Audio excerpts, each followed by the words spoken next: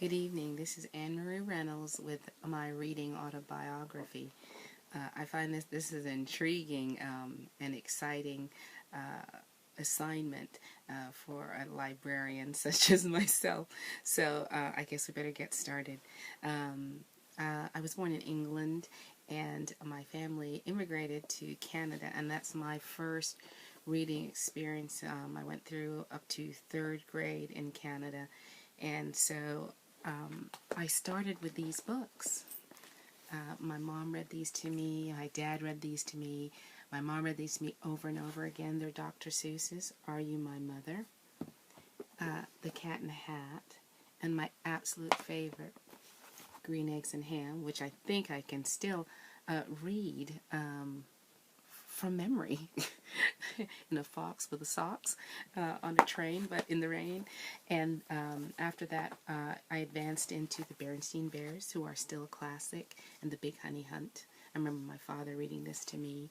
When I was 5 years old, my god sister gave me a gift of the world's best fairy tales by Reader's Digest, and as you can tell that this book has been loved, and the illustrations and such loved to the point in which they have fallen apart. But don't fret, they were reissued maybe 10-15 years ago, and I bought them several times over to keep them, but I still love this the best. It has my signature inside, at least it used to.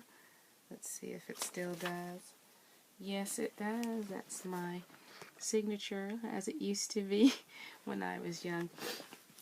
And I loved this book to death, and now it's falling apart. But I read these books all the way through up into my teens. I loved the Hans Christian Andersen. I loved certain stories. My favorite one was East of the Sun and West of the Moon. And it's not a fairy tale you hear very often, but I love these. And I think this is published in '69. Ugh. Alrighty. Well, when we immigrated to New York City, and we lived in Brooklyn, and I don't remember loving to read as much as I did in Canada until about third grade, when I ran into Mrs. Pigglewiggle, and I guess she's kind of the one who started me even further in third grade. I guess began to read more independently, and really fell in love with the library and the ability to go there. And Mrs. Pigglewiggle was my next step on the road. After that, I went down the road when I was in my teenage years of, besides school assignments, I found that I was absolutely fascinated by anything that was done in class. So all of the plays and the literature and the things, the canon of my third, fourth, fifth, sixth, seventh, eighth, ninth, 10th year. I went to a GT high school and was in GT from third grade until graduating from high school, and so I always had very lively professors and teachers who had us do all the plays, and Julius Caesar, and kind of some of the canon of the American canon in the literature. And but on the sly, I could not get enough of romance novels when I was a teenager. I have to think I didn't really read teenage literature so much. I don't remember any other than the Hardy Boys and Nancy Drew being a big draw. That wasn't a book that everybody was drawn to. But I did read a lot of romance novels, I think because maybe they were around the house. My mom left them around. She was also going through getting her bachelor's, and so I read a lot of her, one of her college assignments, so I read a lot of things like that. I also, by the time I got into my early college years, I really, really loved young adult literature. I got into Philip Pullman, Garth Nix, and then I did like Anne Rice writing as Tanith Lee. I also enjoyed Ellen Foster and books such as these, and I fell in love during the first years of college with the Odyssey. And this is beside things such as poetry, and I have a really bad magazine habit, and there are many series that I follow. Alexander Bacall Smith. I also follow Nora Roberts, who also writes as J.D. Robb. I follow Diana Gabaldon. I follow Walter Mosley, and I follow Elmore Leonard, who died last year. I find that the genres that I enjoy are fantasy, as well as science fiction, as well as crime, as well as character studies, and I'm really passionate about biographies, and I'm talking to you from my bedroom library. I hate to say that.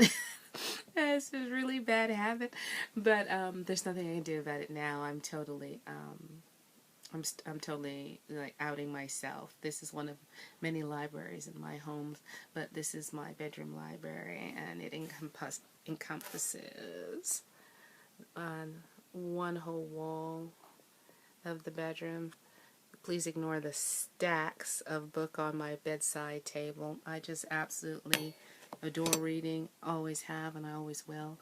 I'm trying to think of other genres. Right now, I'm really attracted to anything that I hear about from a friend, as well as read all of our lists, all our young adult reading lists, as well as our children's books. I've been checking children's books out of the library, for decades, in young adults. I don't really have an age range. I don't look for adult fiction versus children's fiction. I'm enchanted and charmed by children's literature. I love Elephant and Cat just as much as I love my adult novels that I follow. I'm also passionate about non-adult nonfiction, how-to books, because they feed my creative drive to create things and make things. I think the biggest influences I have had have been Gabriela Marquez, 100 Years of Solitude, Sandra Cisneros. I love Isabel Allende with her realism, her fantastical realism, which is kind of interesting. I'm trying to think of anything else that were addressed in the precepts of this assignment.